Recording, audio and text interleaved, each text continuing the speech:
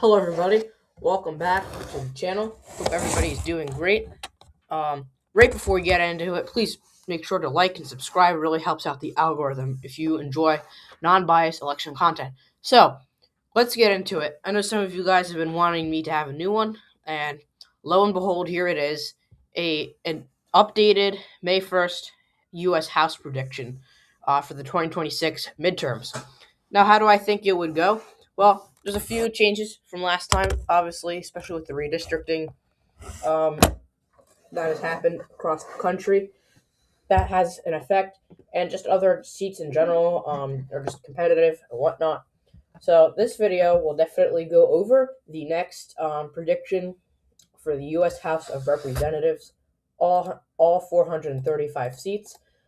As usual, I usually try to take and infect the national environment when doing this prediction. Democrats should definitely have the momentum. They should be in the driver's seat going into the midterms because they're the party out of power and they usually have a lot of momentum just by default. Kind of like how they did in 2018 when Donald Trump was president. Similar situation. The seats and the time is different, but it's still a general idea. Um, you see that Republicans usually gained a lot of momentum when Barack Obama was president. They picked up a lot of seats. Even in 2022, to an extent, they still did all right.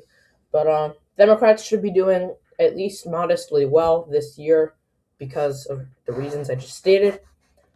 You also think you got to say it's important to consider every race individually. Despite the environment, some races might be more different than others, so it's good to look at them specifically for predicting. Okay, so let's get into it. We usually start out in the West, Pacific Northwest. This seat right here will be safe. I don't really see it. Mary Gluesenkamp-Perez honestly might win by 5. It is a pretty red district down ballot, but she just seems to get enough crossover votes to be able to win. So I see that staying that way. I think this district will be safe. Janelle Bynum will win by likely as well. Just by seating out currently. I really think Perez could win by 4 or 5. We're really just going to have to see how it's playing out. With that, I think Nebraska's seat definitely flips, probably around 5 points. Colorado, there is a little bit of change. I think Jeff Hurd will still win by 5. Boyer still wins by 10. Unless she faces a strong candidate, she underperforms.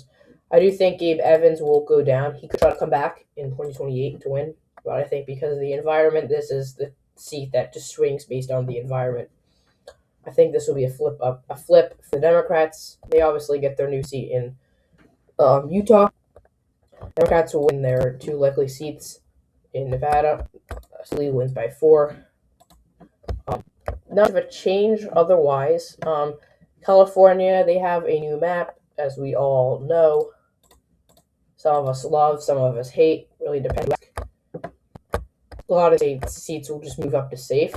Josh Otter will by safe into the new map, but a lot of changes last time. Pretty much works to gain Democrats a few seats. Adam Gray wins by likely. I think Valadao just narrowly wins. Probably by the skin of his teeth. He's won some tough elections, and he's won some safe Biden districts before. So I think, unless something happens, I think he'll be able to win.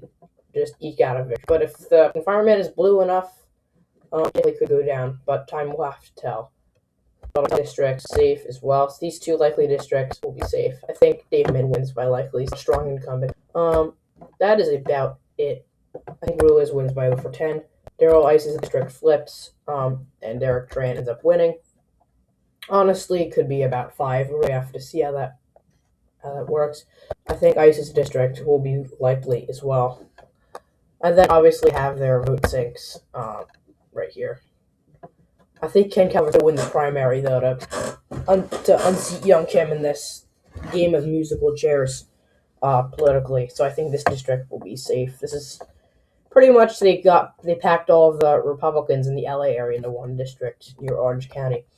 Arizona, we do have some changes from 2024.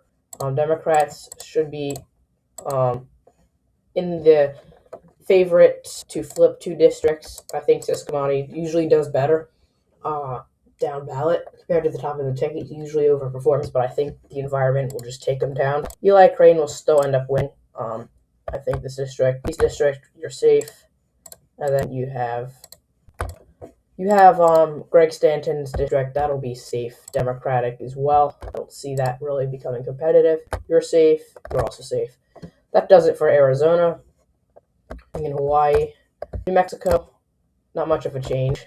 Vasquez wins by likely. It is a Trump district, but it's more blue. It's more blue down ballot. I just don't see him having that much of a problem winning. Alaska could be safe, just kind of have it as likely. Texas is we have the new map that everybody loves or hates. It's I think since Gonzalez isn't the nominee, you have Brandon Herrera. He doesn't seem like a bad nominee for the Republicans. He's more anti-establishment, but it's hard to say if that'll play off or not for him. I do think if Gonzalez was the nominee again, it would drag down the top of the ticket. So I think this district will definitely get a little bit more competitive, probably by around 7 or 8 points. So I'm bumping this district down to likely, just because of that. Henry Cuellar probably wins by 8 or 9. I don't really see him getting that much of competition. I also think Gonzalez wins too. Just because of the environment, you might see a little bit of Latino reversion there. I forget exactly how many districts were taken out, but I think it's 2. New districts by likely as well. Here, say, got to out of the Dallas area for the Republicans. That is about it. Let me see right here. How many districts did they flip in Texas? Well, let's see. 1, 2, 3, 5. Yeah, so the goal for them is to flip 5, but we'll see how much they flip. Kind of similar to California. After that, Louisiana, there are serious talks of redistricting the state. They're talking, since the part of the Voting Rights Act was overturned, Louisiana is looking to redistrict. Their governor has postponed the primaries for congressional races in order to take up redistricting. We'll see. The map currently looks like this. They could. I definitely think this district would be ousted. This would definitely flip under a new map. The 6th district might get the axe as well. Hard to say. We'll see how aggressive they really want to go. I am assuming that they keep this, but they really could honestly go for both. We'll have to see how aggressive they end up going. But the map hasn't been signed or passed or voted on yet, so I'm still keeping this current map. Mississippi and Tennessee have also talked about redistricting, as well as Georgia, even South Carolina, but nothing major has happened as of now. Same with a lot of very protected seats. So as of now, I'm still mostly keeping them as there are 4 right now. Florida, though, interesting. They're kind of countering Virginia with their redistricting. Say what you want to say, but they're canceling each other out. I guess we can start with... We'll do Virginia because the certification has been delayed. The state Supreme Court is weighing in lawsuits challenging that map. So it's very possible that this map doesn't pass the legal challenges. My guess is that it does. Time will really have to tell. We'll have to really see how that ends up going. I think that it's possible it gets struck down, but I think it'll pass. And Virginia did vote on it. The referendum did pass narrowly, but it passed. So I'm going to count this new map as passing. So Democrats would be able to Jen Kagan's. The district isn't overwhelmingly blue, but it's blue enough to flip it. Pretty ugly map, I must say. It's not pretty at all. But you'd see some of these districts likely. With that, Banks district might even be leans, and then you have Morgan Griffin. They packed all the Republican votes into this one area in Virginia. That's basically the new map. Margins could change a little bit, but that's basically how I see it. Florida kind of did a similar thing. They don't I don't have a new map right now because it's so new. I think Governor Ron DeSantis just signed it into law, so they don't have it released yet. But they basically split Tampa Bay into three different decks, and they got to make them all a little bit more safe. I do think as a result of that, I think this one would be likely. They're able to take out Darren Soto. He would have gotten the axe. They packed Maxwell Frost into Orlando, and they picked up a few seats in the Miami area. This seat's actually technically open right now, but it's currently vacant because the congresswoman resigned over slew of scandals. That's for another video, honestly. But this district would have been flipped. This one would have been, kept safe. And then I think they would have gotten another district in the area. I'm not quite sure what they would have kept, but they probably would have done something like this. So they're pretty much counteracting Virginia. So again, maps are very new. They could get overturned, but I think that these will be official in the process. But I think Missouri, they have redistricted as well. I will see two flips in the southern part of the state as well. Zach Nunn and Marionette Miller Meeks would get deseated. I just think that they'll end up, going down by a few points. I think Zach Nunn might be more competitive. I think he's a reasonably strong incumbent. He's not terrible, but I don't think he will hold on because of the environment. I think this district will be likely Republicans hold on to there. Not much Minnesota. I think this one could go likely. Democrats hold on to all of their seats. This will go likely because Angie Craig's retiring. Wisconsin, not a whole lot. Changing Brian's style, probably wins by likely this time. It's really hard to say, they obviously win their safe districts. Van Orden, it's kind of been like bet on against, like everybody's betting that he's gonna lose. Very possible he does. This is more of a Trump district. Down ballot, it's a lot more competitive. We'll really have to see. He did underperform by a lot. I think he goes down. I really do think he does have a fighting chance. They shut him down only by one in the Democratic internal poll, so I don't think you can completely play at winning. I'm saying as of now he loses, but I wouldn't be surprised if he ends up winning. But just because of the environment, I think DVOs, what they call them, will probably go down, most likely. Michigan, not a ton. I think the 4th district becomes likely. The 3rd is safe. Rivet wins by likely. I think Barrett goes down by a tilt margin. He's a strong incumbent. I just think because of the environment, he goes down. But I do think Republicans will be able to hold on to John James's seat by around a point or two. It'll be close, but I think they'll be able to hold on to that as of now. Kentucky, I know Andy Barr's hiring, but I just don't see that district being competitive right now. Really don't. Same thing, same deal. Remain wins by likely. Not a ton. Move on to the Buckeye State. Democrats get their 2 safe districts right here. One in Columbus, one in Cleveland. Cincinnati district has been changed. Greg Landsman is now in a Trump plus 2 district. I still think he ends up winning. Maybe in 2028 or somewhere down the road he ends up going down, but I think this is the year for him to win. It is competitive. I think he ends up winning. You see Amelia Sykes probably win by around 7. District got a little bit bluer, but I think she'll be able to overperform enough, especially since statewide offices will be a bit more competitive than they have been lately. Turner wins by over 10. This district, you're likely. These two are safe. Marcy Kaptur, it's weird. They drew her into like a Trump plus 10 district. Honestly, it's weird, but she kind of has a chance of winning re-election.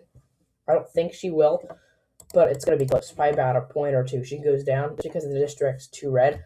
If Republicans don't do great statewide, Marcy Kaptur could overperform enough to win again one last time, but we'll see. Deal wins by over 10 in Pennsylvania. These 3 districts are safe. Scott Perry probably goes down. I think that he's won a lot, but his vote support has gone down over the years, slowly dwindled in electability. He could win. I just don't see it happening, especially at the top of the ticket. Um, I just I just see that that's how it happens. I think in Maryland, Delaney wins by over 10. Back to Pennsylvania again, safe. Um, Eastern PA, really interesting. These districts are safe. Well, I think Brian Fitzpatrick actually wins by likely. Um, the pundits have convinced me enough to move it down to likely. I really don't see it getting super competitive. He overperformed by 12 points in 2024, which is pretty strong for an incumbent. He's placed a few moderate votes um, over the year, so I think that he'll be able to find enough crossover appeal as well. I think Ryan McKenzie, he has a shot, but I think he'll end up going down. I really don't really see a huge. I mean, I see a pathway for him to win. I just don't see it happening right now because of the environment. According to reports, Democrats are spending the most amount of money in the 10th district, where Scott Perry is, and 7th district, where Ryan McKenzie is. That's where they're putting a lot of their money. The 8th district, which I'll get to in a minute, they're not putting as much money there, so they're focusing on these two, which I think that they're going to flip, especially because they have Josh Shapiro at the top of their ticket. His coattails will probably hold them in. And then you have the 8th district. This is going to be the closest one, no doubt about it. Democrats, though, are not spending as much money here, which shows their confidence isn't as high. Rob Bresnahan does have quite a bit of skeletons in his closet. I don't know if that'll stop him from winning. I think because McKenzie is a stronger incumbent, he's just not in a red of a district. It's more purple. The 8th district's pretty red leading now. McKenzie was in the 8th district. He'd definitely probably win. I just think that since Bresnahan's not the strongest incumbent in the world, it's making it a really close race. But Democrats aren't contesting it as much, so I think he narrowly, and I mean narrowly, wins re-election. But if Josh Shapiro does well enough at the top of the ticket, I could see the 8th flipping. It's really a coin flip at this point. I change it every time I do it. It's really have to see how that race plays out. New York, not much of a difference. I think Mannion actually wins by over 10. Josh Riley likely. Ryan wins by safe margin. Let's just get United change. I think you're likely. Your leans. Chris Pappas is retiring. I think if Scott Brown decided to run for this seat, he has a really good shot at winning. Not Chris Pappas, Scott Brown. I said Scott Brown. But he's running for U.S. Senate, so I think that this race will become leans. Maine, I see that being safe. And then I think Paul LePage ends up winning this district. He flips this for the Republicans by around 3-4 points. Back to New York, Lawler wins by around 2. It'll be closer than 2024, but it'll be close. We'll see how it goes. New York, the same. We were attempted to draw Valia Talk is out, but she is here to stay. Long Island, pretty much the same. I sense that Kathy Hochul won't do well on Long Island in the governor's race because Bruce Blakeman's running, who is a pretty strong candidate, especially has appeal to Long Island in general because he's the county executive in Nassau County, which is basically where this is. So instead of these incumbents winning likely, they'll probably win by leans. We'll have to see. Swazi could win by 5 still. He is an overperformer, but we'll have to see how that ends up going. New Jersey, pretty much the same as I have it. These sticks will just save. Gottheimer wins by safe. These sticks Republican. And that is it. Tom Kean, I'm really not sure what's happening. He has been reportedly missing. He hasn't showed up to vote at all in the recent months. He's kind of just MIA. So he's kind of gone missing. So nobody's really what's happening with him. I had this race as really competitive. I still do, but again, this is one of those races that you really can go either way, especially because the environment makes it competitive. I'm really not sure, but because of the reason I just stated, I had us tilt Democrat, but I definitely can see it as tilt Republican. We're really gonna have to see how things end up playing out.